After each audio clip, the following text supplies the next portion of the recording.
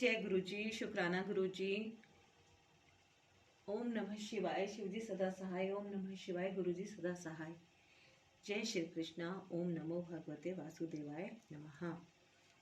तो आज हम एपिसोड 18 कर रहे हैं, जिसमें हमारा चल रहा है अध्याय 7 भगवत ज्ञान। तो इसे हमें जरूर सुनना चाहिए, गीता का पाठ हमें अवश्य करना चाहिए। इसको पाठ को सुनने मात्र से ही हमारे पापों का नाश होता है ना। तो जरूर सुनना चाहिए और इसको ज़्यादा से ज़्यादा आप शेयर भी करें, जिससे कि ज़्यादा से ज़्यादा लोग इसको सुनें। तो गुरुजी ब्लेसिंग कल्याण गीता चैनल को अगर आपने अभी तक सब्सक्राइब नहीं किया है तो उसको सबसे पहले सब्सक्राइब कर लीजिए और वीडियो को लाइक कीजिएगा और उसमें गुरुजी का शुक्राना, कृष्ण भगवान का जयकारा अवश्य लगाइएगा। तो और अगर आपके पिछले एपिसोड पार्ट्स छूट गए हैं तो उसको भी आप जरूर सुनिएगा, है ना, क्योंकि किसी भी ग्रंथ को पूरा सुनने का ही ज़्यादा लाभ मिलता है। तो इसको आप जरूर सुनिए और जितना भी समझ में आता है उसको समझने का प्रयत्न आप करें, है ना, तो ज़्यादा से ज़्यादा समझ आएगा। अगर थोड़ा भी समझ में आता है तो थोड़ा ही सही, अगर मौका मिला तो सेकंड टाइम दोबारा सुनिएगा। दोबारा सुनने से थोड़ा और ज़्यादा समझ में आएगा, क्योंकि कोई भी चीज़ अगर हम पढ़ते हैं तो वो एकदम से समझ में नहीं आती, लेकिन धीरे धीरे वो समझ में आने लग जाती है ना। क्योंकि ज्ञान कौन देता है, ये हमें भक्ति कौन देता है, ये भी प्रभु की ही भक्ति रहती है। हर एक के तो बस का होता भी नहीं इसको सुनना, इसको पढ़ना। कोई पुण्य जागृत होता है तभी हम भगवान की भक्ति कर पाते हैं। भक्ति का मतलब है सेवा, है ना। तो सेवा किसी भी माध्यम से हो सकती है। अगर हम भगवान का ये पाठ कर रहे हैं कि भगवत ज्ञान हम प्राप्त करने का प्रयास कर रहे हैं, तो ये भी एक तरह से प्रभु की सेवा ही है। क्योंकि भगवान को बहुत अच्छा लगता है इस बात का कि हम उनके द्वारा कहे गए शब्दों को कितना ध्यान से सुन रहे हैं, उनकी कही गई बातों को हम सिमरन कर रहे हैं, उनका हम प्रचार कर रहे हैं, प्रसार कर रहे हैं, है ना। तो ये सब चीजें एक अच्छे काम की, नेक काम की गिनती में आती है। तो शुरू कर लेते हैं। जय गुरु जी, शुक्राना गुरु जी और जय श्री कृष्णा।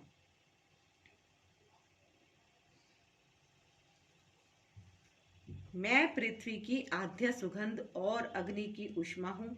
मैं समस्त जीवों का जीवन तथा तपस्वियों का तप हूँ। अर्थात तात्पर्य यह है, पुण्य का अर्थ है जिसमें विकार ना हो। अतः आद्य, इस जगत में प्रत्येक वस्तु में कोई ना कोई सुगंध होती है, तथा यथा फूल की सुगंध या जल, पृथ्वी, अग्नि, वायु आदि की सुगंध, समस्त प्रत्येक वस्तु का एक विशिष्ट स्वाद। कृष्ण भगवान कहते हैं, मैं पृथ्वी की आद्य सुगंध और अग्नि की उष्मा हूँ। मैं समस्त जीवों का जीवन तथा तपस्वियों का तप हूँ। अर्थात तात्पर्य यह है, पुण्य का अर्थ है जिसमें विकार ना हो। अतः आद्या, इस जगत में प्रत्येक वस्तु में कोई ना कोई सुगंध होती है, यथा फूल की सुगंध या जल, पृथ्वी, अग्नि, वायु आदि की सुगंध। समस्त वस्तुओं में व्याप्त अदूषित भौतिक गंध जो आद्य सुगंध है वह कृष्ण है। इस प्रकार प्रत्येक वस्तु का एक विशिष्ट स्वाद, रस होता है और इस स्वाद को रसायनों के मिश्रण द्वारा बदला जा सकता है। अतः प्रत्येक मूल वस्तु में कोई न कोई गंध तथा स्वाद होता है। विभावसु का अर्थ अग्नि है। अग्नि के बिना ना तो फैक्ट्री चल सकती है, ना भोजन पक सकता है। यह अग्नि कृष्ण है। अग्नि का तेज, उष्मा भी कृष्ण ही है। वैदिक चिकित्सा के अनुसार कुपच का कारण पेट में अग्नि की मंदता है। अतः पाचन तक के लिए अग्नि आवश्यक है। कृष्ण भावनामृत में हम इस बात से अवगत होते हैं कि पृथ्वी, जल, अग्नि, वायु तथा प्रत्येक सक्रिय तत्व, सारे रसायन तथा सारे भौतिक तत्व कृष्ण के कारण हैं। मनुष्य की आयु भी कृष्ण के कारण है। अतः कृष्ण की कृपा से ही मनुष्य अपने को दीर्घायु या अल्पजीवी बना सकता है। अतः कृष्ण भावनामृत प्रत्येक क्षेत्र में सक्रिय रहता है। हे प्रथा पुत्र, यह जान लो कि मैं ही समस्त जीवों का आदि बीज हूँ, बुद्धिमानों की बुद्धि तथा समस्त तेजस्वी पुरुषों का तेज हूँ। अर्थात तात्पर्य यह है, कृष्ण समस्त पदार्थों के बीज है। कई प्रकार के चर तथा अचर जीव हैं। पक्षी, पशु, मनुष्य तथा अन्य सजीव प्राणी चर हैं। पेड़ पौधे अचर हैं, वे चल नहीं सकते, केवल खड़े रहते हैं। प्रत्येक जीव 84 लाख योनियों के अंतर्गत है, जिनमें से कुछ चर हैं और कुछ अचर, किंतु इन सबके जीवन के बीज स्वरूप श्री कृष्ण है। जैसा कि वैदिक साहित्य में कहा गया है, ब्रह्म या परम सत्य वह है जिसमें प्रत्येक वस्तु उद्भूत है। कृष्ण परब्रह्म या परमात्मा है। ब्रह्म तो निर्विशेष है, किंतु परब्रह्म साकार है। निर्विशेष ब्रह्म साकार रूप में आधारित है, यह भगवत गीता में कहा गया है। अतः आदि रूप में कृष्ण समस्त वस्तुओं के उद्गम है। वे मूल हैं। जिस प्रकार मूल सारे वृक्ष का पालन करता है, उसी प्रकार कृष्ण मूल होने के कारण इस जगत के समस्त प्राणियों का पालन करते हैं। इसकी पुष्टि वैदिक साहित्य में हुई है। वे समस्त नित्यों के नित्य हैं। वे समस्त जीवों के परम जीव है और वे ही समस्त जीवों का पालन करने वाले हैं। मनुष्य बुद्धि के बिना कुछ नहीं कर सकता, और कृष्ण भी कहते हैं कि मैं ही समस्त बुद्धि का मूल हूँ। जब तक मनुष्य बुद्धिमान नहीं होता, वह भगवान कृष्ण को नहीं समझ सकता। मैं बलवानों का कामनाओं तथा इच्छा से रहित बल हूँ। हे भरत श्रेष्ठ अर्जुन, मैं वह काम हूँ जो धर्म के विरुद्ध नहीं है। अर्थात तात्पर्य यह है, बलवान पुरुष की शक्ति का उपयोग दुर्बलों की रक्षा के लिए होना चाहिए, व्यक्तिगत आक्रमण के लिए नहीं। इसी प्रकार धर्म समस्त मैथुन संतानोत्पत्ति के लिए होना चाहिए, अन्य कार्यों के लिए नहीं। अतः माता पिता का उत्तरदायित्व है कि वे अपनी संतान को कृष्ण भावना भावित बनाएं। तुम जान लो कि मेरी शक्ति द्वारा सारे गुण प्रकट होते हैं, चाहे वे सतोगुण हो, रजोगुण हो या तमोगुण हो। एक प्रकार से मैं सब कुछ हूँ, किंतु हूँ स्वतंत्र। मैं प्रकृति के गुणों के अधीन नहीं हूँ, अपितु वे मेरे अधीन हैं। अर्थात तात्पर्य यह है, संसार के सारे भौतिक कार्यकलाप प्रकृति के गुणों के अधीन संपन्न होते हैं। यद्यपि प्रकृति के गुण परमेश्वर कृष्ण से उद्भूत हैं, किंतु भगवान उनके अधीन नहीं होते। उदाहरणतः राज्य के नियमानुसार कोई दंडित हो सकता है, किंतु नियम बनाने वाला राजा उस नियम के अधीन नहीं होता।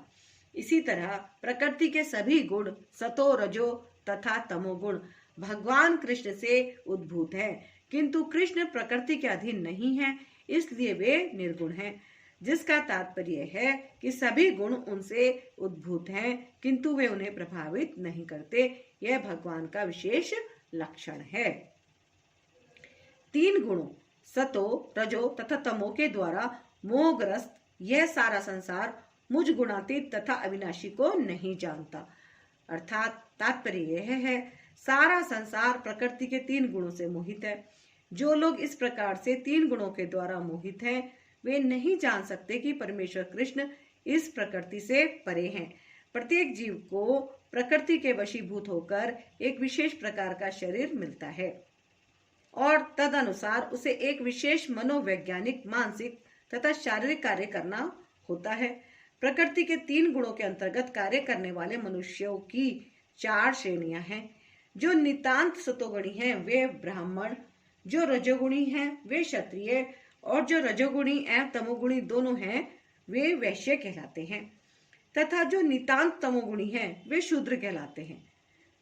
जो इनसे भी नीचे हैं वे पशु हैं, फिर वे उपाधियां स्थायी नहीं हैं। मैं ब्राह्मण, क्षत्रिय, वैश्य या कुछ भी हो सकता हूँ। जो भी हो, यह जीवन नश्वर है। यद्यपि यह जीवन नश्वर है और हम नहीं जान पाते कि अगले जीवन में हम क्या होंगे, किंतु माया के वश में रहकर हम अपने आप को देहात्म बुद्धि के द्वारा अमरीकी, भारतीय, रूसी या ब्राह्मण, हिंदू, मुसलमान आदि कहकर सोचते हैं। और यदि हम प्रकृति के गुणों में बंध जाते हैं तो हम उस भगवान को भूल जाते हैं जो इन गुणों के मूल में है। अतः भगवान का कहना है कि सारे जीव प्रकृति के इन गुणों द्वारा मोहित होकर यह नहीं समझ पाते कि संसार की पृष्ठभूमि में भगवान है। जीव कई प्रकार के हैं, यथा मनुष्य, देवता, पशु आदि, और इनमें से हर एक प्रकृति के वश में है, और ये सभी दिव्य पुरुष भगवान को भूल चुके हैं, जो रजोगुणी तथा तमोगुणी हैं। यहाँ तक कि जो सतोगुणी भी हैं, वे भी परम सत्य के निर्विशेष ब्रह्म स्वरूप से आगे नहीं बढ़ पाते। वे सब भगवान के साक्षात स्वरूप के समक्ष संभ्रमित हो जाते हैं, जिसमें सारा सौंदर्य, ऐश्वर्य, ज्ञान, बल, यश तथा त्याग भरा है। जब सतोगुणी तक इस स्वरूप को नहीं समझ पाते, तो उनसे क्या आशा की जाए जो रजोगुणी तथा तमोगुणी हैं। कृष्ण भावनामृत प्रकृति के इन तीनों गुणों से परे हैं, और जो लोग निसंदेह कृष्ण भावनामृत में स्थित हैं, वे ही वास्तव में मुक्त हैं। प्रकृति के 3 गुणों वाली इस मेरी दैवी शक्ति को पार कर पाना कठिन है, किंतु जो मेरे शरणागत हो जाते हैं, वे सरलता से इसे पार कर जाते हैं। अर्थात तात्पर्य यह है, भगवान की शक्तियां अनंत हैं, और ये सारी शक्तियां दैवी हैं।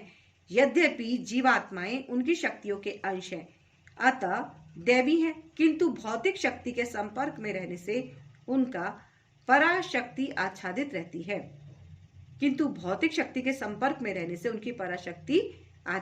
रहती है। इस प्रकार भौतिक शक्ति से आच्छादित होने के कारण मनुष्य उसके प्रभाव का अतिक्रमण नहीं कर पाता। जैसे कि पहले कहा जा चुका है, परा तथा अपरा शक्तियां भगवान से उद्भूत होने के कारण नित्य हैं। जीव भगवान की पराशक्ति से संबंधित होते हैं, किंतु अपरा शक्ति अर्थात पदार्थ के द्वारा दूषित होने से उनका मोह भी नित्य होता है। अतः बद्ध जीव नित्य बद्ध है, कोई भी उसके बद्ध होने की तिथि को नहीं बता सकता। फलस्वरूप प्रकृति के चंगुल से उसका छूट पाना अत्यंत कठिन है, भले ही प्रकृति अपरा शक्ति क्यों न हो, क्योंकि भौतिक शक्ति परमेच्छा द्वारा संचालित होती है, जिसे लांघ पाना जीव के लिए कठिन है। यहाँ पर अपरा भौतिक प्रकृति को दैवी प्रकृति कहा गया है, क्योंकि इसका संबंध दैवी है तथा इसका चालन देवी इच्छा से होता है। दैवी इच्छा से संचालित होने के कारण भौतिक प्रकृति अपरा होते हुए भी दृश्य जगत के निर्माण तथा विनाश में महत्वपूर्ण भूमिका निभाती है। वेदों में इसकी पुष्टि इस प्रकार हुई है, यद्यपि माया मिथ्या या नश्वर है, किंतु माया की पृष्ठभूमि में परम जादूगर भगवान हैं, जो परम नियंता महेश्वर हैं। गुण का दूसरा अर्थ रस्सी रज्जु है। इसे समझना चाहिए कि बद्ध जीव मोह रूपी रस्सी से जकड़ा हुआ है। यदि मनुष्य के हाथ पैर बांध दिए जाएं, तो वह अपने को छुड़ा नहीं सकता। उसकी सहायता के लिए कोई ऐसा व्यक्ति चाहिए जो बंधा ना हो, चूंकि एक बंधा हुआ व्यक्ति दूसरे बंधे व्यक्ति की सहायता नहीं कर सकता। अतः रक्षक को मुक्त होना चाहिए। अतः केवल कृष्ण या उनके प्रामाणिक प्रतिनिधि गुरु ही बद्ध जीव को छुड़ा सकते हैं। बिना ऐसी उत्कृष्ट सहायता के भवबंधन से छुटकारा नहीं मिल सकता। भक्ति या कृष्ण भावनामृत इस प्रकार के छुटकारे में सहायता भक्ति या कृष्ण भक्त इस प्रकार के छुटकारे में सहायक हो सकते हैं। कृष्ण माया के अधीश्वर होने के नाते इस दुर्लंघ्य शक्ति को आदेश दे सकते हैं कि बद्ध जीव को छोड़ दे। वे शरणागत जीव पर अहेतु की कृपा तथा वात्सल्यवश ही जीव को मुक्त किए जाने का आदेश देते हैं, क्योंकि जीव मूलतः भगवान का प्रिय पुत्र है। अतः निष्ठुर माया के बंधन से मुक्त होने का एकमात्र साधन है भगवान के चरण कमलों की शरण ग्रहण करना। माम का अर्थ है एकमात्र कृष्ण, विष्णु को, ब्रह्म या शिव को नहीं। यद्यपि ब्रह्म तथा शिव भी अत्यंत महान है और प्राय विष्णु के ही समान है, किंतु ऐसे रजोगुण तथा तमोगुण के अवतारों के लिए संभव नहीं कि बद्ध जीव को माया के चंगुल से छुड़ा सके। मामेव पद भी अत्यंत सार्थक है। माम का अर्थ है एकमात्र कृष्ण, विष्णु को, ब्रह्मा या शिव को नहीं। यद्यपि ब्रह्मा तथा शिव भी अत्यंत महान हैं और प्राय विष्णु के ही समान हैं, किंतु ऐसे रजोगुण तथा तमोगुण के अवतारों के लिए संभव नहीं कि वे बद्ध जीव को माया के चंगुल से छुड़ा सके। दूसरे शब्दों में ब्रह्म तथा शिव दोनों ही माया के वश में रहते हैं। केवल विष्णु माया के स्वामी है, अतः वे ही बद्ध जीव को मुक्त कर सकते हैं। वेदों में इसकी पुष्टि तोमेव विदित्वा के द्वारा हुई है, जिसका अर्थ है कृष्ण को जान लेने पर ही मुक्ति संभव है। शिव जी की पुष्टि करते हैं कि केवल कृष्ण विष्णु कृपा से मुक्ति प्राप्त की जा सकती है। मुक्ति प्रदाता सर्वेशाम विष्णुरेव न संशया, अर्थात इसमें संदेह नहीं कि विष्णु ही सबों के मुक्तिदाता हैं। जो निपट मूर्ख है, जो मनुष्य में अधम है, जिनका ज्ञान माया द्वारा हर लिया गया है, तथा जो असुरों की नास्तिक प्रकृति को धारण करने वाले हैं, ऐसे दुष्ट मेरी शरण ग्रहण नहीं करते। अर्थात तात्पर्य यह है, भगवत गीता में यह कहा गया है कि श्री भगवान के चरण कमलों की शरण ग्रहण करने से मनुष्य प्रकृति के कठोर नियमों को लांघ सकता है। यहाँ पर यह प्रश्न उठता है कि तो फिर विद्वान, दार्शनिक, वैज्ञानिक, व्यापारी, शासक तथा जनता के नेता सर्वशक्तिमान भगवान श्री कृष्ण के चरण कमलों की शरण क्यों नहीं ग्रहण करते? बड़े बड़े नेता विभिन्न विधियों से विभिन्न योजनाएं बनाकर अत्यंत धैर्य पूर्वक जन्म जन्मांतर तक प्रकृति के नियमों से मुक्ति की खोज करते हैं, किंतु यदि वही मुक्ति भगवान के चरण कमलों की शरण ग्रहण करने मात्र से संभव हो, तो ये बुद्धिमान तथा श्रमशील मनुष्य इस सरल विधि को क्यों नहीं अपनाते? गीता इसका उत्तर अत्यंत स्पष्ट शब्दों में देती है।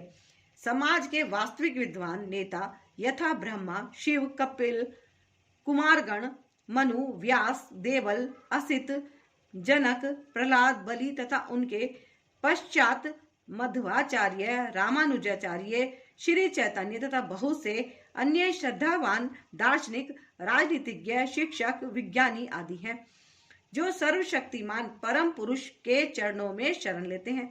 किंतु जो लोग वास्तविक दार्शनिक, विज्ञानी, शिक्षक, प्रशासक आदि नहीं हैं, किंतु भौतिक लाभ के लिए ऐसे बनते हैं, वे परमेश्वर की योजना या पथ को स्वीकार नहीं करते। उन्हें ईश्वर का कोई ज्ञान नहीं होता। वे अपनी सांसारिक योजनाएं बनाते हैं और संसार की समस्याओं को हल करने के अपने व्यर्थ प्रयासों के द्वारा स्थिति को और जटिल बना लेते हैं। चूंकि भौतिक शक्ति इतनी बलवती है, इसलिए वह नास्तिकों की अवैध योजनाओं का प्रतिरोध करती है और योजना आयोगों के ज्ञान को ध्वस्त कर देती है। नास्तिक योजना निर्माताओं को यहाँ पर दुष्कृतिन कहा गया है, जिसका अर्थ है दुष्टजन। कृति का अर्थ पुण्यात्मा होता है। नास्तिक योजना निर्माता कभी कभी अत्यंत बुद्धिमान और प्रतिभाशाली भी होता है, क्योंकि किसी भी विराट योजना के लिए, चाहे वह अच्छी हो या बुरी, बुद्धि की आवश्यकता होती है। लेकिन नास्तिक की बुद्धि का प्रयोग परमेश्वर की योजना का विरोध करने में होता है। इसलिए नास्तिक योजना निर्माता दुष्कृति कहलाता है, जिससे सूचित होता है कि उसकी बुद्धि तथा प्रयास उल्टी दिशा की ओर होते हैं। गीता में यह स्पष्ट कहा गया है कि भौतिक शक्ति परमेश्वर के पूर्ण निर्देशन में कार्य करती है। उसका कोई स्वतंत्र प्रभुत्व नहीं है। जिस प्रकार छाया पदार्थ का अनुसरण करती है, उसी प्रकार वह शक्ति भी कार्य करती है। जो भी यह भौतिक शक्ति अत्यंत प्रबल है, और नास्तिक अपने अनिश्वरवादी स्वभाव के कारण यह नहीं जान सकता कि वह किस तरह कार्य करती है, न ही वह परमेश्वर की योजना को जान सकता है। मोह तथा रजो एवं तमो गुणों में रहकर उसकी सारी योजनाएं उसी प्रकार ध्वस्त हो जाती है, जिस प्रकार भौतिक दृष्टि से विद्वान, वैज्ञानिक, दार्शनिक, शासक तथा शिक्षक होते हुए भी हिरण्यकशिपु तथा रावण की सारी योजनाएं ध्वस्त हो गई थी। ये दुष्कृति या दुष्ट 4 प्रकार के होते हैं, जिनका वर्णन नीचे दिया गया है। सबसे पहला है मूढ़। वे जो कठिन श्रम करने वाले भारवाही पशुओं की भांति निपट मूर्ख होते हैं। वे अपने श्रम का लाभ स्वयं उठाना चाहते हैं, अतः वे भगवान को उसे अर्पित करना नहीं चाहते। भारवाही पशु का उपयुक्त उदाहरण गधा है। उस पशु से उसका स्वामी अत्यधिक कार्य लेता है। गधा यह नहीं जानता कि वह अहम निर्ष किसके लिए काम करता है। वह घास से पेट भरकर संतुष्ट रहता है। अपने स्वामी से मार खाने के भय से केवल कुछ घंटे सोता है और गधी से बार बार लात खाने के भय के बावजूद भी अपनी काम तृप्ति पूरी करता है। कभी कभी गधा कविता करता है और दर्शन बघाड़ता है, किंतु उसके रेंकने से लोगों की शांति भंग होती है। ऐसी ही दशा उन सकाम कर्मियों की है जो यह नहीं जानते कि वे किसके लिए कर्म करते हैं। वे ये नहीं जानते कि कर्म यज्ञ के लिए है। ऐसे लोग जो अपने द्वारा उत्पन्न कर्मों के भार से दबे रहते हैं, प्राय यह कहते सुने जाते हैं कि उनके पास अवकाश कहाँ कि जीव की अमरता के विषय में सुने। ऐसे मूढ़ों के लिए नश्वर भौतिक लाभ ही जीवन का सब कुछ होता है, भले ही वे अपने श्रम फल के एक अंश का ही उपभोग कर सकें। कभी कभी वे लाभ के लिए रात दिन नहीं सोते, भले ही उनके आमाशय में व्रण हो जाए या अपच हो जाए, वे बिना खाए ही संतुष्ट रहते हैं। वे मायामय स्वामियों के लाभ हेतु अहर्निश काम में व्यस्त रहते हैं। अपने असली स्वामी से अनभ्यक रहकर वे मूर्ख कर्मी माया की सेवा में व्यर्थ ही अपना समय गंवाते हैं। दुर्भाग्य तो यह है कि वे कभी भी स्वामियों के परम स्वामी की शरण में नहीं जाते, ना ही वे सही व्यक्ति से उसके विषय में सुनने में कोई समय लगाते हैं। जो सूकर विष्ठा खाता है वह चीनी तथा घी से बनी मिठाइयों की परवाह नहीं करता। उसी प्रकार मूर्ख कर्मी इस नश्वर जगत की इंद्रियों को सुख देने वाले समाचारों को निरंतर सुनता रहता है, किंतु संसार को गतिशील बनाने वाली शाश्वत जीवित शक्ति प्राण के विषय में सुनने में तनिक भी समय नहीं लगाता। दूसरे प्रकार का दुष्कृति नराधम अर्थात अधम व्यक्ति कहलाता है। नर का अर्थ है मनुष्य और अधम का अर्थ है सबसे नीच। 84 लाख जीव योनियों में से 4 लाख मानव योनियां हैं। इनमें से अनेक निम्न मानव योनियां हैं, जिनमें से अधिकांश असंस्कृत है। सभ्य मानव योनियों वे हैं जिनके पास सामाजिक, राजनीतिक तथा धार्मिक नियम है। जो मनुष्य सामाजिक तथा राजनीतिक दृष्टि से उन्नत है, किंतु जिनका कोई धर्म नहीं होता, वे नराधम माने जाते हैं। धर्म ईश्वर विहीन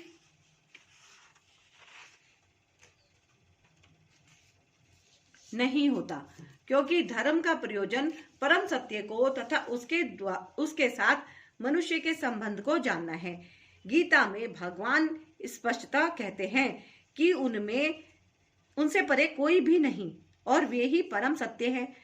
मनुष्य जीवन का सुसंस्कृत रूप सर्वशक्तिमान परम सत्य श्री भगवान कृष्ण के साथ मनुष्य की विस्मृत भावना को जागृत करने के लिए मिला है। जो इस सुअवसर को हाथ से जाने देता है वही नराधम है।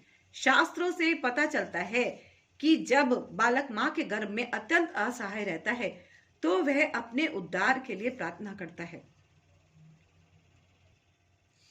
और वचन देता है कि गर्भ से बाहर आते ही वह केवल भगवान की पूजा करेगा। संकट के समय ईश्वर का स्मरण प्रत्येक जीव का स्वभाव है, क्योंकि वह ईश्वर के साथ सदा से संबंधित रहता है। किंतु उद्धार के बाद बालक जन्म पीड़ा को और उसी के साथ अपने उद्धारक को भी भूल जाता है, क्योंकि वह माया के वशीभूत हो जाता है। यह तो बालकों के अभिभावकों का कर्तव्य है कि वे उनमें सुप्त दिव्य भावनामृत को जागृत करें। वर्णाश्रम पद्धति में मनुस्मृति के अनुसार ईश भावनामृत को जागृत करने के उद्देश्य से 10 शुद्धि संस्कारों का विधान है, जो धर्म का पथ प्रदर्शन करते हैं। किंतु अब विश्व के किसी भाग में किसी भी विधि का दृढ़ता पूर्वक पालन नहीं होता और फलस्वरूप 99.9% जनसंख्या नराधम है। जब सारी जनसंख्या नराधम हो जाती है तो स्वाभाविक है कि उनकी सारी तथा कथित शिक्षा भौतिक प्रकृति की सर्वसमर्थ शक्ति द्वारा व्यर्थ कर दी जाती है। गीता के अनुसार विद्वान पुरुष वही है जो एक ब्राह्मण कुत्ता, गाय, हाथी तथा चांडाल को समान दृष्टि से देखता है। असली भक्त की भी ऐसी ही दृष्टि होती है।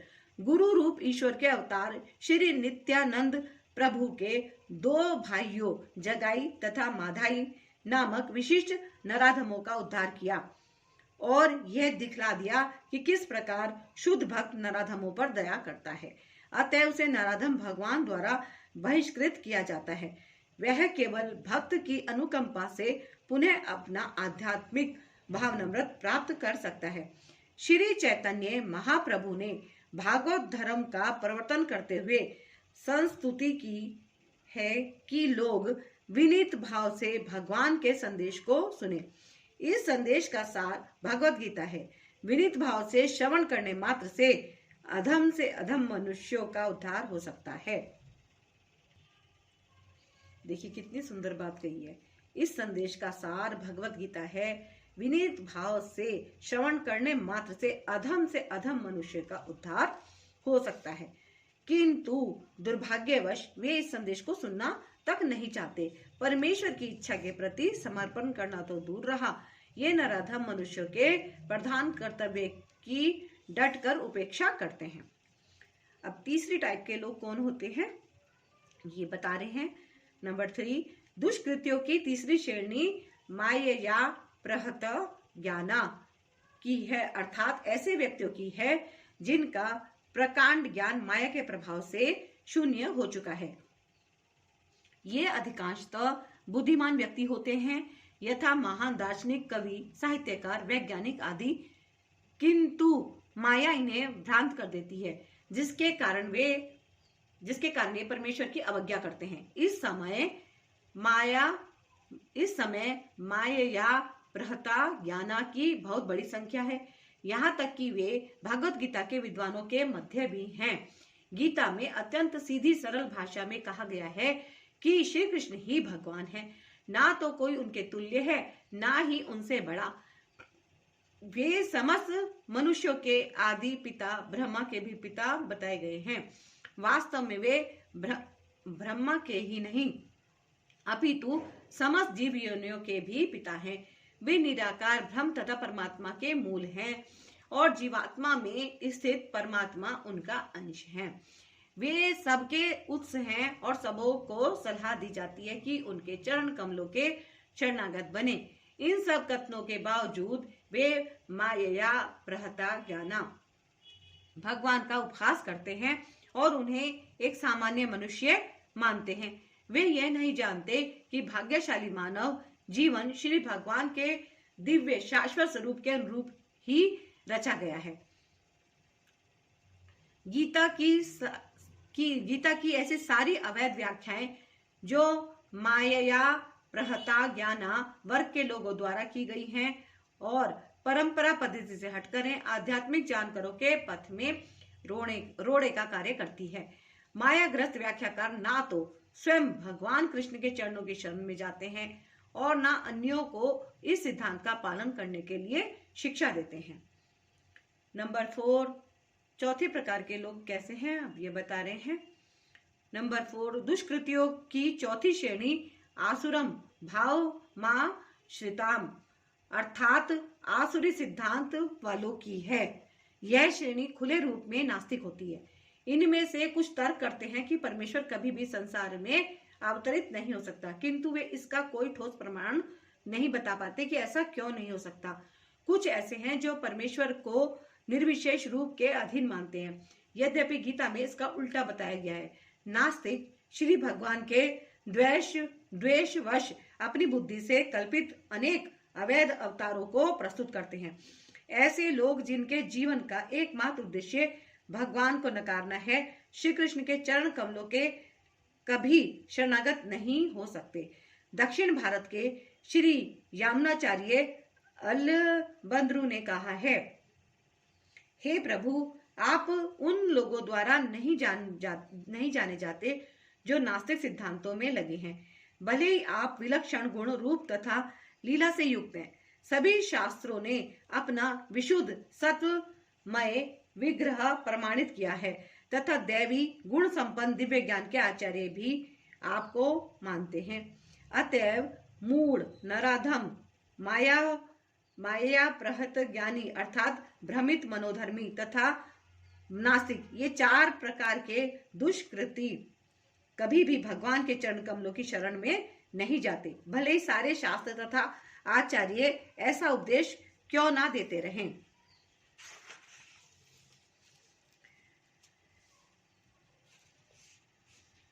हे भरत श्रेष्ठ, 4 प्रकार के पुण्यात्मा मेरी सेवा करते हैं। आर्त, जिज्ञासु, अर्थार्थी तथा ज्ञानी। अर्थात तात्पर्य है दुष्कृति की सर्वथा विपरीत ऐसे लोग हैं जो शास्त्रीय विधि विधानों का दृढ़ता से पालन करते हैं और ये सुकृतीन कहलाते हैं। अर्थात ये वे लोग हैं जो शास्त्रीय विधि विधानों, नैतिक तथा सामाजिक नियमों को मानते हैं और परमेश्वर के प्रति न्यूनाधिक भक्ति करते हैं। इन लोगों की 4 श्रेणियां हैं। इन लोगों की 4 श्रेणियां हैं। वे जो पीड़ित हैं, वे जिन्हें धन की आवश्यकता है, वे जिन्हें जिज्ञासा है और वे जिन्हें परम सत्य का ज्ञान है। ये सारे लोग विभिन्न परिस्थितियों में परमेश्वर की भक्ति करते रहते हैं। ये शुद्ध भक्त नहीं है, क्योंकि ये भक्ति के बदले कुछ महत्वाकांक्षाओं की पूर्ति करना चाहते हैं। शुद्ध भक्ति निष्काम होती है और उसमें किसी लाभ की आकांक्षा नहीं रहती।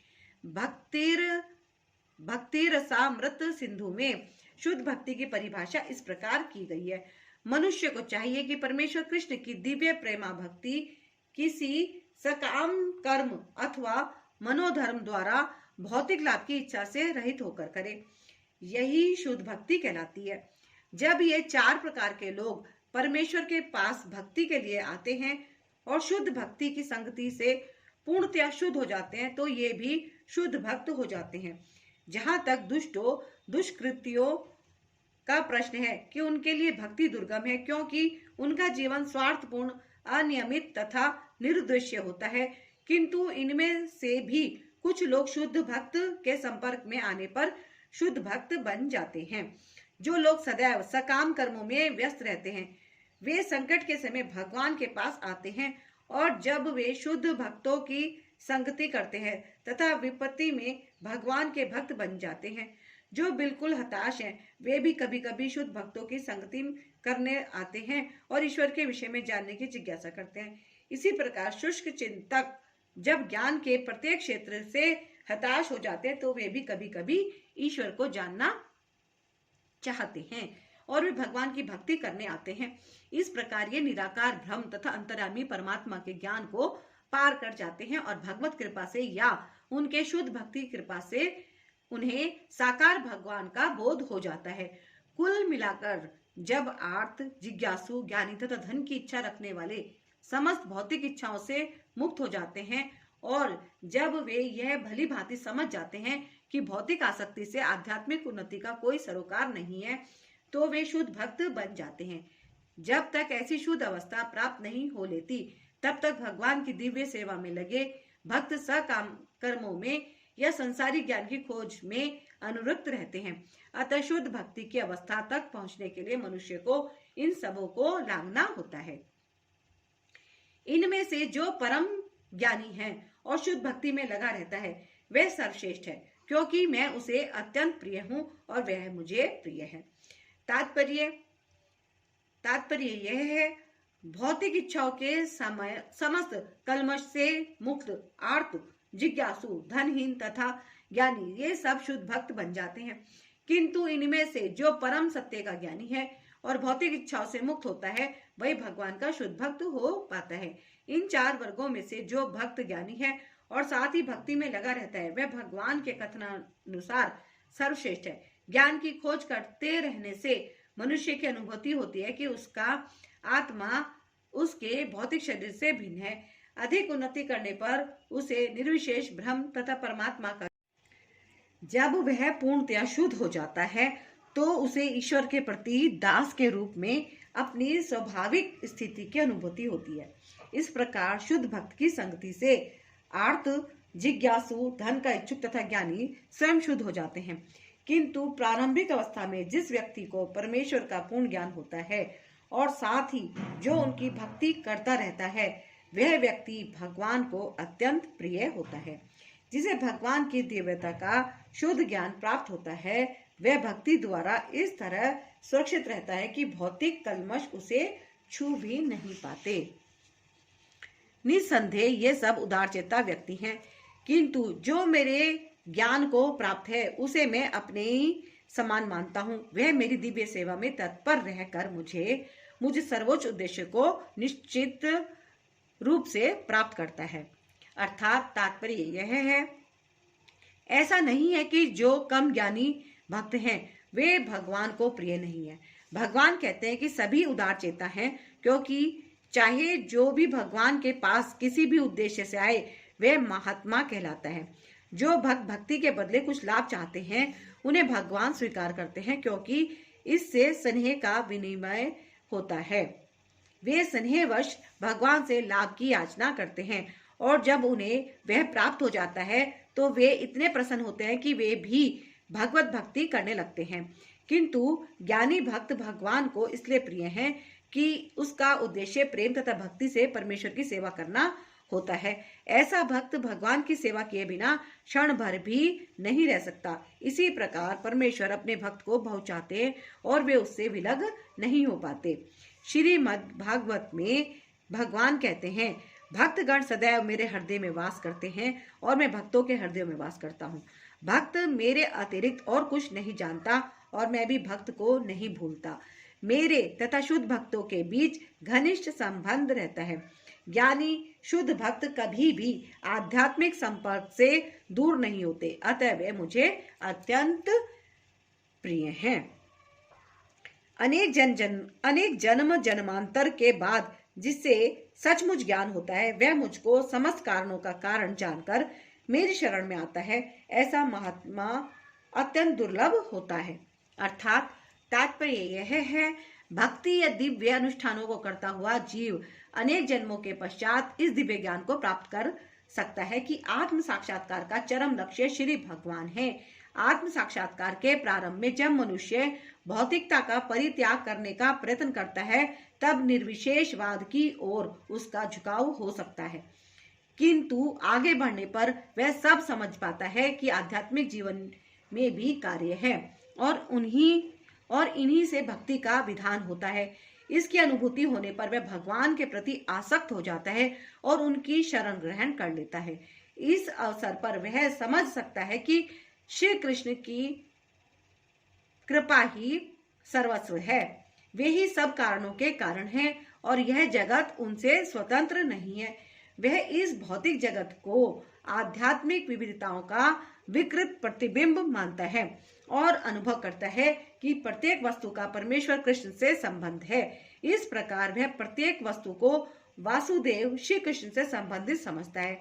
इस प्रकार की वासुदेवमयी व्यापक दृष्टि होने पर भगवान कृष्ण को परम लक्ष्य मानकर शरणागति प्राप्त होती है।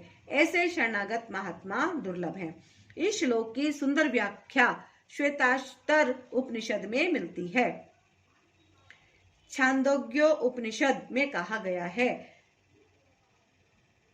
जीव के शरीर को बोलने की शक्ति, देखने की शक्ति, सुनने की शक्ति, सोचने की शक्ति प्रधान नहीं है।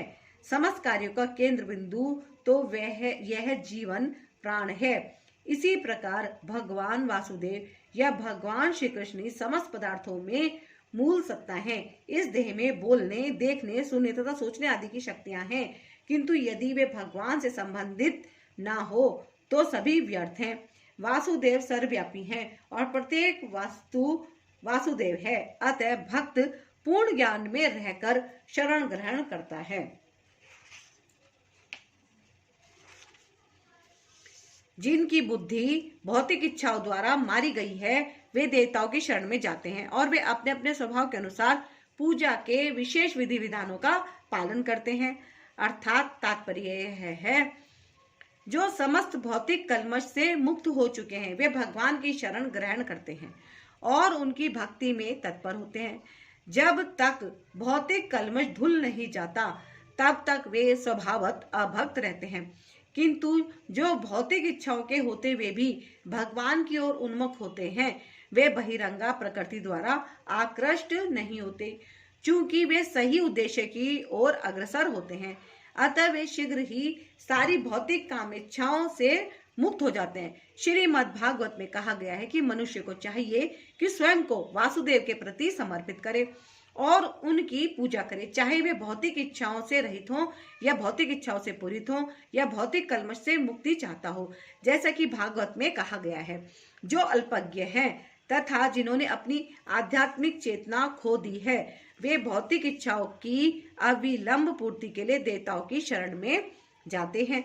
सामान्यतः ऐसे लोग भगवान की शरण में नहीं जाते, क्योंकि वे निम्नतर गुणों वाले रजो तथा तमोगुणी होते हैं। अतः वे विभिन्न देवताओं की पूजा करते हैं। वे पूजा के विधि विधानों का पालन करने में ही प्रसन्न रहते हैं। देवताओं के पूजक छोटी छोटी इच्छाओं के द्वारा प्रेरित होते हैं और यह नहीं जानते कि परम लक्ष्य तक किस प्रकार पहुंचा जाए। किंतु भगवत भक्त कभी भी पथभ्रष्ट नहीं होता, चूंकि वैदिक साहित्य में विभिन्न उद्देश्यों के लिए भिन्न भिन्न देवताओं के पूजन का विधान है। अतः जो भगवत भक्त नहीं है, वे सोचते हैं कि देवता कुछ कार्यों के लिए भगवान से श्रेष्ठ है, किंतु शुद्ध भक्त जानता है कि भगवान कृष्ण ही सबके स्वामी हैं। चैतन्य चरितामृत में कहा गया है, केवल भगवान कृष्ण ही स्वामी हैं और अन्य सब दास हैं। फलतः शुद्ध भक्त कभी भी अपनी आवश्यकताओं की पूर्ति के लिए देवताओं के निकट नहीं जाता। वह तो परमेश्वर पर निर्भर है और वे जो कुछ देते हैं उसी से संतुष्ट रहता है। मैं प्रत्येक जीव के हृदय में परमात्मा स्वरूप स्थित हूँ। जैसे ही कोई किसी देवता की पूजा करने की इच्छा करता है, मैं उसकी श्रद्धा को स्थिर करता हूँ, जिससे वे उसी विशेष देवता की भक्ति कर सके। अर्थात तात्पर्य यह है, ईश्वर ने हर एक को स्वतंत्रता प्रदान की है। अतः यदि कोई पुरुष भौतिक भोग करने का इच्छुक है तो इसके लिए देवताओं से सुविधाएं चाहता है, तो प्रत्येक हृदय में परमात्मा स्वरूप स्थित भगवान उसके मनोभाव को जानकर ऐसी सुविधाएं प्रदान करते हैं। समस्त जीवों के परम पिता के रूप में वे उनकी स्वतंत्रता में हस्तक्षेप नहीं करते, अपितु उन्हें सुविधाएं प्रदान करते हैं जिससे वे अपनी भौतिक इच्छाएं पूरी कर सकें। कुछ लोग यह प्रश्न कर सकते हैं कि सर्वशक्तिमान ईश्वर जीवों को ऐसी सुविधाएं प्रदान करके उन्हें माया के पाश में गिरने क्यों देते हैं। इसका उत्तर यह है कि यदि परमेश्वर उन्हें ऐसी सुविधाएं प्रदान ना करे तो फिर स्वतंत्रता का कोई अर्थ नहीं रह जाता। अतः वे सबों को पूर्ण स्वतंत्रता प्रदान करते हैं, चाहे कोई कुछ करे, किंतु उनका अंतिम उपदेश हमें भगवद गीता में प्राप्त होता है। मनुष्य को चाहिए कि अन्य सारे कार्यों को त्याग कर उनकी शरण में आए, इससे मनुष्य सुखी रहेगा। जीवात्मा तथा देवता दोनों ही परमेश्वर की इच्छा के अधीन है, तथा जीवात्मा ना तो स्वेच्छा से किसी देवता की पूजा कर सकता है, ना ही देवता परमेश्वर की इच्छा के विरुद्ध कोई वर दे सकते हैं। जैसा कि कहावत है, ईश्वर की इच्छा के बिना एक पत्ता भी नहीं हिलता। जैसे कि कहावत है, ईश्वर की इच्छा के बिना एक पत्ती भी नहीं हिलती। सामान्यतः जो लोग इस संसार में पीड़ित हैं, वे देवताओं के पास जाते हैं, क्योंकि वेदों में ऐसा करने का उपदेश है कि अमुक अमुक इच्छाओं वाले को अमुक अमुक देवताओं की शरण में जाना चाहिए। उदाहरणतः एक रोगी को सूर्यदेव की पूजा करने का आदेश है। इसी प्रकार विद्या का इच्छुक सरस्वती की पूजा कर सकता है और सुंदर पत्नी चाहने वाला व्यक्ति शिव जी की पत्नी देवी उमा की पूजा कर सकता है। इस प्रकार शास्त्रों में विभिन्न देवताओं के पूजन की विधियां बताई गई हैं। चूंकि प्रत्येक जीव विशेष सुविधा चाहता है, अतः भगवान उसे विशेष देवता से उस वर को प्राप्त करने की प्रबल इच्छा की प्रेरणा देते हैं और उसे वर प्राप्त हो जाता है। किसी विशेष देवता के पूजन की विधि की भगवान द्वारा ही नियोजित की जाती है। किसी विशेष देवता के पूजन की विधि भी भगवान द्वारा ही नियोजित की जाती है। जीवों में वह प्रेरणा देवता नहीं दे सकते, किंतु भगवान परमात्मा है जो समस्त जीवों के हृदयों में उपस्थित रहते हैं। अतः कृष्ण मनुष्य को किसी देवता के पूजन की प्रेरणा प्रदान करते हैं। सारे देवता परमेश्वर के विराट शरीर के विभिन्न अंग स्वरूप है, अतः वे स्वतंत्र नहीं होते। वैदिक साहित्य में कथन है, परमात्मा रूप में भगवान देवता के हृदय में स्थित रहते हैं, अतः वे देवता के माध्यम से जीव की इच्छा को पूरा करने की व्यवस्था करते हैं। किंतु जीव तथा देवता दोनों ही परमात्मा की इच्छा पर आश्रित हैं, वे स्वतंत्र नहीं है। ऐसी श्रद्धा से समन्वित वह देवता विशेष की पूजा करने का यत्न करता है और अपनी इच्छा की पूर्ति करता है, किंतु वास्तविकता तो यह है कि ये सारे लाभ केवल मेरे द्वारा प्रदत्त हैं। अर्थात तात्पर्य यह है, देवतागण परमेश्वर की अनुमति के बिना अपने भक्तों को वर नहीं दे सकते। जीव भले ही यह भूल जाए कि प्रत्येक वस्तु परमेश्वर की संपत्ति है, किंतु देवता इसे नहीं भूलते। अतः देवताओं की पूजा तथा वांछित फल की प्राप्ति देवताओं के कारण नहीं, अपितु उनके माध्यम से भगवान के कारण होती है। अल्प ज्ञानी जीव इसे नहीं जानते, अतः वे मूर्खतावश देवताओं के पास जाते हैं, किंतु शुद्ध भक्त आवश्यकता पड़ने पर परमेश्वर से ही याचना करता है। परंतु वर मांगना शुद्ध भक्त का लक्षण नहीं है। जीव सामान्यतः देवताओं के पास इसलिए जाता है क्योंकि वह अपनी इच्छाओं की पूर्ति के लिए पगलाया रहता है। ऐसा तब होता है जब जीव अनुचित कामना करता है, जिसे स्वयं भगवान पूरा नहीं करते। चैतन्य चरितामृत में कहा गया है कि जो व्यक्ति परमेश्वर की पूजा के साथ भौतिक भोग की कामना करता है, वह परस्पर विरोधी इच्छाओं वाला होता है। परमेश्वर की भक्ति तथा देवताओं की पूजा समान स्तर पर नहीं हो सकती, क्योंकि देवताओं की पूजा भौतिक है और परमेश्वर की भक्ति नितांत आध्यात्मिक है। जो जीव भगवत धाम जाने का इच्छुक है, उसके मार्ग में भौतिक इच्छाएं बाधक है। अतः भगवान के शुद्ध भक्त को वे भौतिक लाभ नहीं प्रदान किए जाते, जिनकी कामना अल्पज्ञ जीव करते रहते हैं, जिसके कारण वे परमेश्वर की भक्ति ना करके देवताओं की पूजा में लगे रहते हैं। अल्प बुद्धि वाले व्यक्ति देवताओं की पूजा करते हैं और उन्हें प्राप्त होने वाले फल सीमित तथा क्षणिक होते हैं। देवताओं की पूजा करने वाले देवलोक को जाते हैं, किंतु मेरे भक्त अनंत मेरे परम धाम को प्राप्त होते हैं। अर्थात तात्पर्य यह है, भगवत गीता के कुछ भाष्यकार कहते हैं कि देवता की पूजा करने वाला व्यक्ति परमेश्वर के पास पहुंच सकता है, किंतु यहाँ यह स्पष्ट कहा गया है कि देवताओं के उपासक भिन्न लोक को जाते हैं, जहाँ विभिन्न देवता स्थित है। ठीक उसी प्रकार जिस तरह सूर्य की उपासना करने वाला सूर्य को या चंद्रमा के का उपासक चंद्रमा को प्राप्त होता है, इसी प्रकार यदि कोई इंद्र जैसे देवता की पूजा करना चाहता है तो उसे पूजे जाने वाले उसी देवता का लोक प्राप्त होगा। ऐसा नहीं है कि जिस किसी भी देवता की पूजा करने से भगवान को प्राप्त किया जा सकता है। यहाँ पर इसका निषेध किया गया है, क्योंकि यह स्पष्ट कहा गया है कि देवताओं के उपासक भौतिक जगत के अन्य लोगों को जाते हैं, किंतु भगवान का भक्त भगवान के ही परम धाम को जाता है। यहाँ यह प्रश्न उठाया जा सकता है कि यदि विभिन्न देवता परमेश्वर के शरीर के विभिन्न अंग हैं, तो उन सबकी पूजा करने से एक ही जैसा फल मिलना चाहिए, किंतु देवताओं के उपासक अल्पज्ञ होते हैं, क्योंकि वे यह नहीं जानते कि शरीर के किस अंग को भोजन दिया जाए।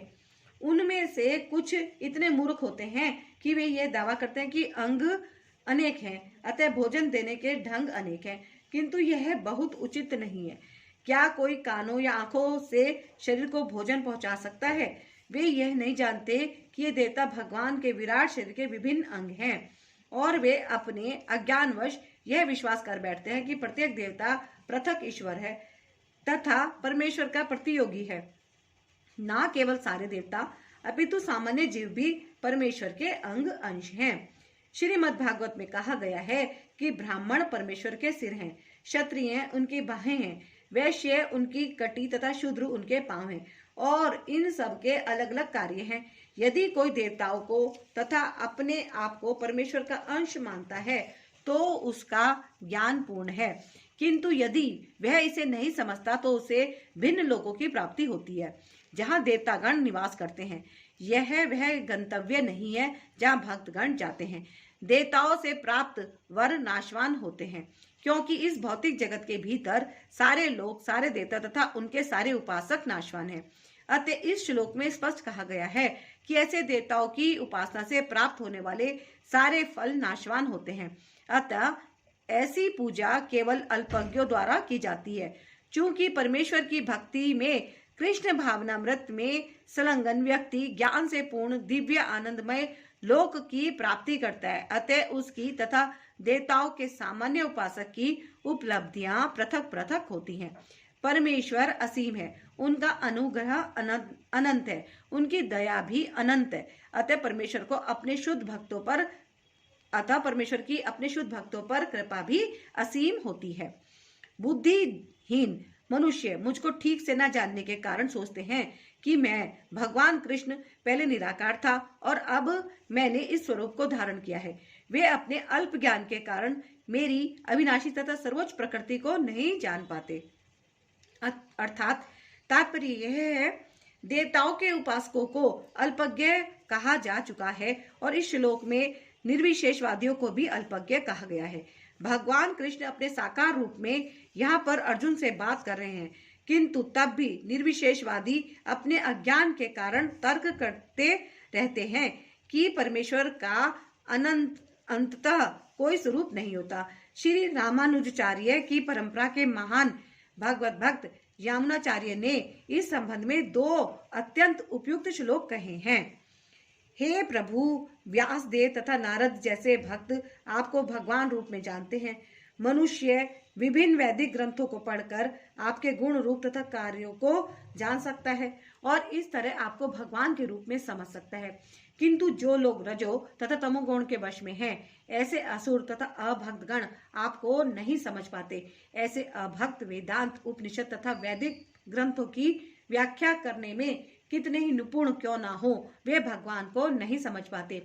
ब्रह्म संहिता में यह बताया गया है कि केवल वेदांत साहित्य के अध्ययन से भगवान को नहीं समझा जा सकता। परम पुरुष को केवल भगवत कृपा से जाना जा सकता है।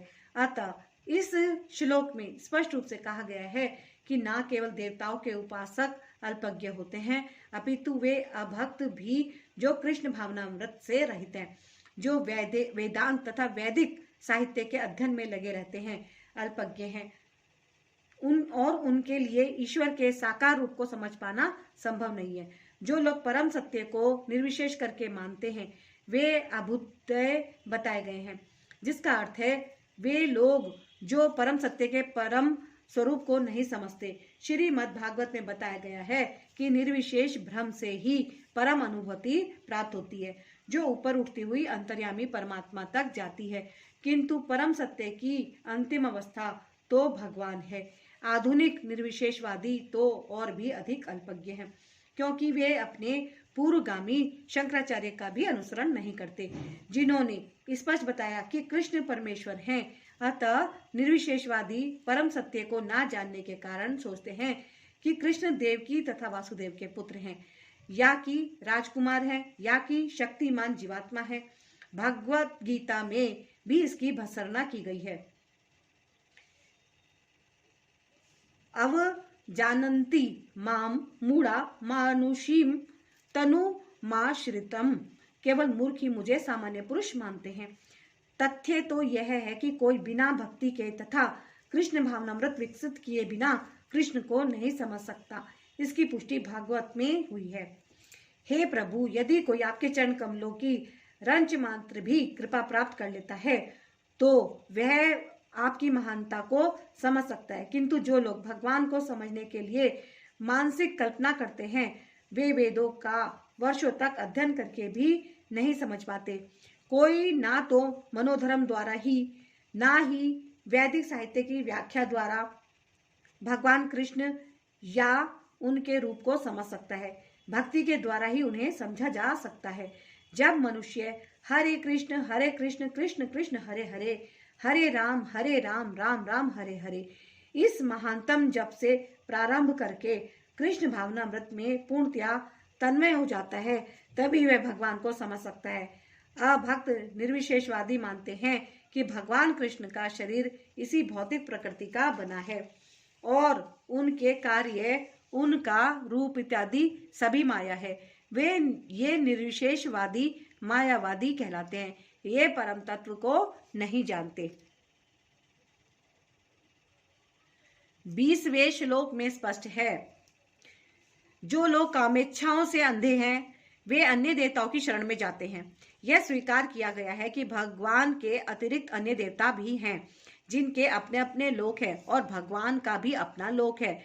जैसा कि 23वें श्लोक में कहा गया है, देवताओं के उपासक उनके लोकों को जाते हैं और जो कृष्ण के भक्त हैं वे कृष्ण लोक को जाते हैं। यद्यपि यह स्पष्ट कहा गया है, किंतु तो भी मूर्ख मायावादी यह मानते हैं कि भगवान निर्विशेष हैं और ये विभिन्न रूप उन पर ऊपर से थोपे गए हैं। क्या गीता के अध्ययन से ऐसा प्रतीत होता है कि देवता तथा उनके धाम निर्विशेष हैं? स्पष्ट है कि ना तो देवतागण ना ही कृष्ण निर्विशेष हैं। वे सभी व्यक्ति हैं। भगवान कृष्ण परमेश्वर हैं, उनका अपना लोक है और देवताओं के भी अपने अपने लोक है। अतः यह अद्वैतवादी तर्क की परम सत्य निर्विशेष है और रूप ऊपर से थोपा आरोपित हुआ है, सत्य नहीं उतरता। यहाँ स्पष्ट बताया गया है कि यह ऊपर से थोपा हुआ नहीं है। भगवत गीता से हम स्पष्टतया समझ सकते हैं कि देवताओं के रूप तथा परमेश्वर का स्वरूप साथ साथ विद्यमान है और भगवान कृष्ण सच्चिदानंद रूप है। वेद भी पुष्टि करते हैं कि परम सत्य आनंदमयोभ्यासात अर्थात वे स्वभाव से ही आनंदमय हैं और वे अनंत शुभ गुणों के आधार हैं। गीता में भगवान कहते हैं कि यद्यपि वे अजन्मा हैं तो भी वे प्रकट होते हैं। भगवत गीता से हम इन सारे तथ्यों को जान सकते हैं। अतः हम यह नहीं जान पाते कि भगवान किस तरह निर्विशेष हैं। जहां तक गीता के कथन है उनके अनुसार निर्विशेषवादी अद्वैतवादियों का यह आरोपित सिद्धांत मिथ्या है। यहाँ यह स्पष्ट है कि परम सत्य भगवान कृष्ण के रूप और व्यक्तित्व दोनों हैं। मैं मूर्खों तथा अल्पज्ञों के लिए कभी भी प्रकट नहीं हूँ। उनके लिए तो मैं अपनी अंतरंग शक्ति द्वारा आच्छादित रहता हूँ। अतः वे यह नहीं जान पाते कि मैं अजन्मा तथा अविनाशी हूँ। अर्थात तात्पर्य यह तर्क दिया जा सकता है कि जब कृष्ण इस पृथ्वी पर विद्यमान थे और सबों के लिए दृश्य थे, तो अब वे सबों के समक्ष क्यों नहीं प्रकट होते? किंतु वास्तव में वे हर एक के समक्ष प्रकट नहीं थे। जब कृष्ण विद्यमान थे तो उन्हें भगवान रूप में समझने वाले व्यक्ति थोड़े ही थे। जब कुरु सभा में शिशुपाल ने कृष्ण के सभाध्यक्ष चुने जाने का विरोध किया तो भीष्म ने कृष्ण के नाम का समर्थन किया और उन्हें परमेश्वर घोषित किया। इसी प्रकार पांडव तथा कुछ अन्य लोग उन्हें परमेश्वर के रूप में जानते थे, किंतु सभी ऐसे नहीं थे। अभक्तों तथा सामान्य व्यक्ति के लिए वे प्रकट नहीं थे। इसलिए भगवत गीता में कृष्ण कहते हैं कि उनके विशुद्ध भक्तों के अतिरिक्त अन्य सारे लोग उन्हें अपनी तरह समझते हैं। वे अपने भक्तों के समक्षी आनंद के आकार के रूप में प्रकट होते थे, किंतु अन्यों के लिए, अल्पज्ञ अभक्तों के लिए वे अपनी अंतरंगा शक्ति से आच्छादित रहते थे। श्रीमद् भागवत में कुंती ने अपनी प्रार्थना में कहा कि भगवान योग माया के आवरण से आवृत हैं, अतः सामान्य लोग उन्हें समझ नहीं पाते। ईशोपनिषद में भी इस योग माया आवरण की पुष्टि हुई है, जिसमें भक्त प्रार्थना करता है, हे भगवान, आप समग्र ब्रह्मांड के पालक हैं और आपकी भक्ति सर्वोच्च धर्म है। अतः मेरी प्रार्थना है कि आप मेरा भी पालन करें। आपका दिव्य रूप योग माया से आवृत है। ब्रह्म ज्योति आपकी अंतरंगा शक्ति का आवरण है। कृष्ण इस तेज को हटा लें, क्योंकि यह आपके सच्चिदानंद विग्रह के दर्शन में बाधक है। भगवान अपने दिव्य सच्चिदानंद रूप में ब्रह्म ज्योति की अंतरंगा शक्ति से आवृत है, जिसके फलस्वरूप अल्पज्ञानी निर्विशेषवादी परमेश्वर को नहीं देख पाते। श्रीमद् भागवत में भी ब्रह्म द्वारा की गई यह स्तुति है, हे भगवान, हे परमात्मा, हे समस्त रहस्यों के स्वामी, संसार में ऐसा कौन है जो आपकी शक्ति तथा लीलाओं का अनुमान लगा सके? आप सदैव अपनी अंतरंगा शक्ति का विस्तार करते रहते हैं, अतः कोई भी आपको नहीं समझ सकता। विज्ञानी तथा विद्वान भले ही भौतिक जगत की परमाणु संरचना का या कि विभिन्न ग्रहों का अन्वेषण कर ले, किंतु अपने समक्ष आपके विद्यमान होते हुए भी वे आपकी भक्ति की गणना करने में असमर्थ है।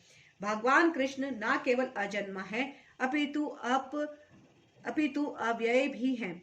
वे सच्चिदानंद रूप हैं और उनकी शक्तियां अव्यय हैं। हे अर्जुन, श्री भगवान होने के नाते मैं जो कुछ भूतकाल में घटित हो चुका है, जो वर्तमान में घटित हो रहा है और जो आगे होने वाला है, वह सब कुछ जानता हूँ। मैं समस्त जीवों को भी जानता हूँ, किंतु मुझे कोई नहीं जानता। अर्थात तात्पर्य यह है, यहाँ पर साकारता तथा निराकारता का स्पष्ट उल्लेख है। यदि भगवान कृष्ण का स्वरूप माया होता, जैसा कि मायावादी मानते हैं, तो उन्हें भी जीवात्मा की भांति अपना शरीर बदलना पड़ता और विगत जीवन के विषय में सब कुछ विस्मरण हो जाता। कोई भी भौतिक देहधारी अपने विगत जीवन की स्मृति बनाए नहीं रखता, न ही वह भावी जीवन के विषय में या वर्तमान जीवन की उपलब्धि के विषय में भविष्यवाणी कर सकता है। अतः वह यह नहीं जानता कि भूत, वर्तमान तथा भविष्य में क्या घट रहा है। भौतिक कलमश से मुक्त हुए बिना वह ऐसा नहीं कर सकता। सामान्य मनुष्यों से भिन्न भगवान कृष्ण स्पष्ट कहते हैं कि वे यह भली भांति जानते हैं कि भूतकाल में क्या घटा, वर्तमान में क्या हो रहा है और भविष्य में क्या होने वाला है। लेकिन सामान्य मनुष्य ऐसा नहीं जानते। चतुर्थ अध्याय में हम देख चुके हैं कि लाखों वर्ष पूर्व उन्होंने सूर्यदेव विवस्वान को जो उपदेश दिया था वह उन्हें स्मरण है। कृष्ण प्रत्येक जीव को जानते हैं क्योंकि वे सबों के हृदयों में परमात्मा रूप में स्थित हैं, किंतु अल्पज्ञानी प्रत्येक जीव के हृदय में परमात्मा रूप में स्थित होने तथा श्री भगवान के रूप में उपस्थित रहने पर भी श्री कृष्ण को परम पुरुष के रूप में नहीं जान पाते, भले ही वे निर्विशेष ब्रह्म को क्यों ना समझ लेते हों। निसंदेह श्री कृष्ण का दिव्य शरीर अनश्वर है। वे सूर्य के समान हैं और माया बादल के समान है। भौतिक जगत में हम सूर्य को देखते हैं, बादलों को देखते हैं और विभिन्न नक्षत्र तथा ग्रहों को देखते हैं। आकाश में बादल इन सबों को अल्पकाल के लिए ढक सकता है, किंतु यह आवरण हमारी दृष्टि तक ही सीमित होता है। सूर्य, चंद्रमा तथा तारे सचमुच ढके नहीं होते। इसी प्रकार माया परमेश्वर को आच्छादित नहीं कर सकती। वे अपनी अंतरंगा शक्ति के कारण अल्पज्ञों को दृश्य नहीं होते। जैसा कि इस अध्याय के 3 श्लोक में कहा गया है कि करोड़ों पुरुषों में से कुछ ही सिद्ध बनने का प्रयत्न करते हैं और सहस्त्रों ऐसे सिद्ध पुरुषों में से कोई एक भगवान कृष्ण को समझ पाता है। भले ही कोई निराकार ब्रह्म या अंतर्यामी परमात्मा की अनुभूति के कारण सिद्ध हो ले, किंतु कृष्ण भावनामृत के बिना यह भगवान श्री कृष्ण को समझ ही नहीं सकता। किंतु कृष्ण भावनामृत के बिना वह भगवान श्री कृष्ण को समझ ही नहीं सकता। हे भरतवंशी, हे शत्रु विजेता, समस्त जीव जन्म लेकर इच्छा तथा घृणा से उत्पन्न द्वंद्वों से मोहग्रस्त होकर मोह को प्राप्त होते हैं। अर्थात तात्पर्य यह है, जीव की स्वाभाविक स्थिति शुद्ध ज्ञान रूप परमेश्वर की अधीनता है। मोहवश जब मनुष्य इस शुद्ध ज्ञान से दूर हो जाता है तो वह माया के वशीभूत हो जाता है और भगवान को नहीं समझ पाता।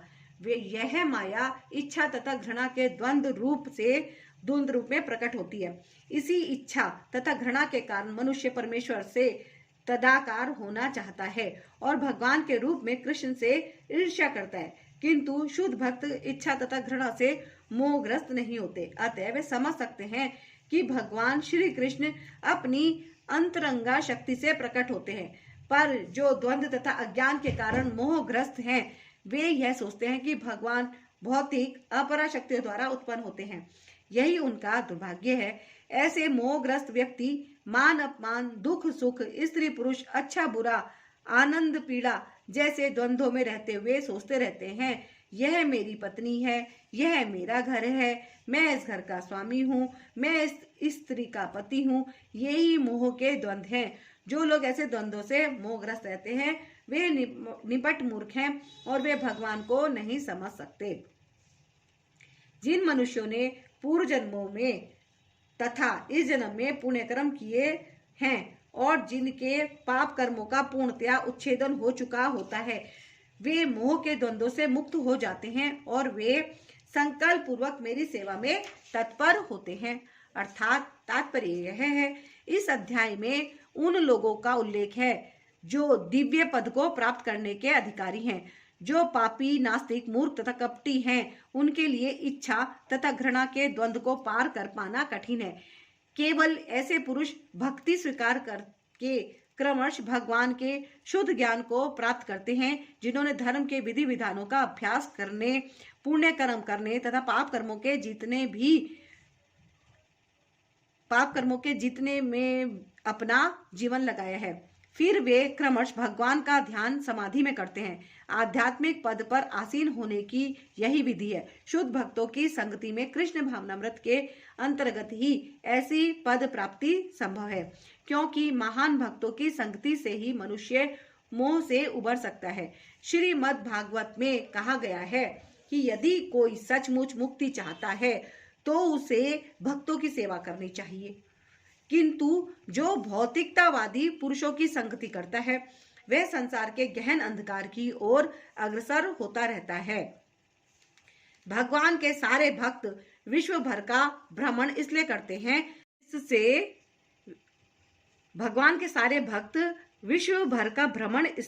हैं, जिससे वे बद्धजीवों को उनके मोह से उबार सकें। मायावादी यह नहीं जान पाते कि परमेश्वर के अधीन अपनी स्वाभाविक स्थिति को भूलना ही ईश्वरीय नियम की सबसे बड़ी अवहेलना है। जब तक वह अपने स्वाभाविक स्थिति को पुनः प्राप्त नहीं कर लेता, तब तक परमेश्वर को समझ पाना या संकल्प के साथ उनकी दिव्य प्रेमा भक्ति में पूर्णतया प्रवृत्त हो पाना कठिन है। जो जरा तथा मृत्यु से मुक्ति पाने के लिए यत्नशील रहते हैं, वे बुद्धिमान व्यक्ति मेरी भक्ति की शरण ग्रहण करते हैं। वे वास्तव में ब्रह्म हैं, क्योंकि वे दिव्य कर्मों के विषय में पूरी तरह से जानते हैं। अर्थात तात्पर्य यह है, जन्म मृत्यु जरा तथा रोग इस भौतिक शरीर को सताते हैं, आध्यात्मिक शरीर को नहीं। आध्यात्मिक शरीर के लिए न जन्म है, न मृत्यु, न जरा, न रोग। अतः जिसे आध्यात्मिक शरीर प्राप्त हो जाता है वह भगवान का पार्षद बन जाता है और नित्य भक्ति करता है, वही मुक्त है। अहम ब्रह्मास्मि, मैं आत्मा हूँ कहा गया है कि मनुष्य को चाहिए कि वह यह समझे कि मैं ब्रह्म या आत्मा हूँ।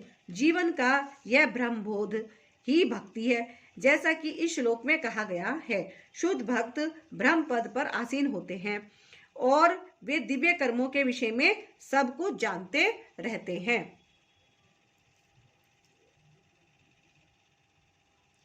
भगवान की दिव्य सेवा में रत रहने वाले 4 प्रकार के अशुद्ध भक्त हैं, जो अपने अपने लक्ष्य को प्राप्त करते हैं और भगवत कृपा से जब वे पूर्णतया कृष्ण भावना भावित हो जाते हैं तो परमेश्वर की संगति का लाभ उठाते हैं। किंतु देवताओं के उपासक कभी भी भगवत धाम नहीं पहुंच पाते।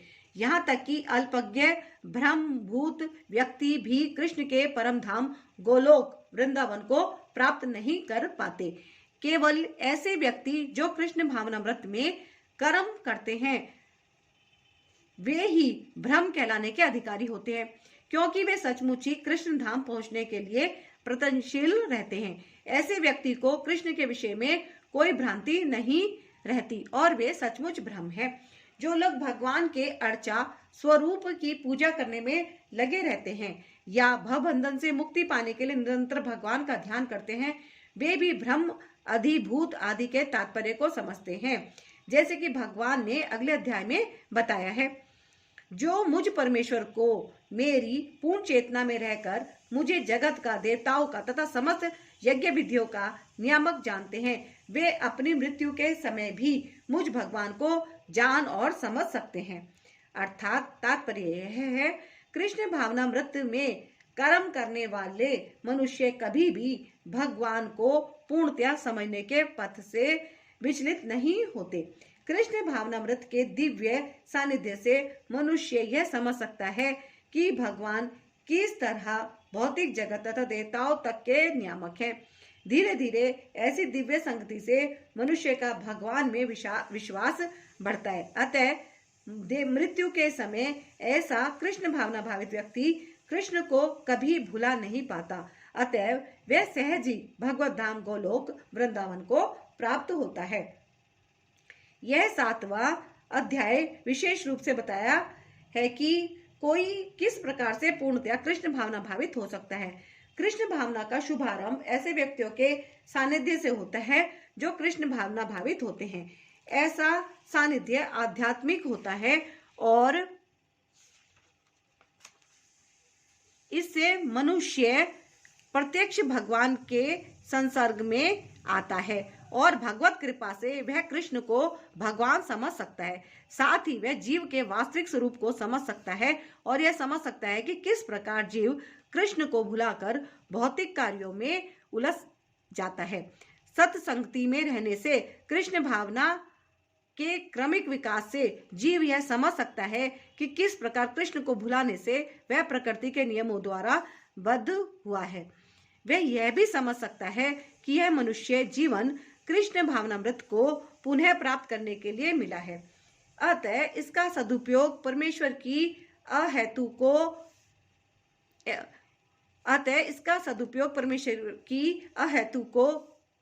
अहेतु की कृपा प्राप्त करने के लिए करना चाहिए। इस अध्याय में जिन अनेक विषयों की विवेचना की गई है, दुख में पड़ा हुआ मनुष्य, इस अध्याय में जिन अनेक विषयों की विवेचना की गई है वे हैं दुख में पड़ा हुआ मनुष्य, जिज्ञासु मानव, अभावग्रस्त मानव, ब्रह्म ज्ञान, परमात्मा ज्ञान, जन्म मृत्यु तथा रोग से मुक्ति एवं परमेश्वर की पूजा। किंतु जो व्यक्ति वास्तव में कृष्ण भावना मृत को प्राप्त है वह विभिन्न विधियों की परवाह नहीं करता। वह सीधे कृष्ण भावना मृत के कार्यों में प्रवृत्त होता है और उसी से भगवान कृष्ण के नित्य दास के रूप में अपनी स्वाभाविक स्थिति को प्राप्त करता है। ऐसी अवस्था में वह शुद्ध भक्ति में परमेश्वर के श्रवण तथा गुणगान में आनंद पाता है। उसे पूर्ण विश्वास रहता है कि ऐसा करने से उसके सारे उद्देश्यों की पूर्ति होगी। ऐसा दृढ़ श्रद्धा दृढ़ व्रत कहलाती है और यह भक्ति योग या दिव्य प्रेमा भक्ति की शुरुआत होती है। समस्त शास्त्रों का भी यही मत है। भगवत गीता का यह 7वां अध्याय इसी निश्चय का सारांश है। इसी प्रकार श्रीमद् भागवत गीता के 7वें अध्याय भगवत ज्ञान का भक्ति वेदांत तात्पर्य पूर्ण हुआ। तो ये यहाँ पे समाप्त हुआ है अध्याय 7 भगवत ज्ञान, है ना। और अब हम नेक्स्ट जो करेंगे वो करेंगे भगवत प्राप्ति अध्याय 8 में। तो बस अब आज्ञा लेते हैं गुरुजी से भी और कृष्ण भगवान से भी। और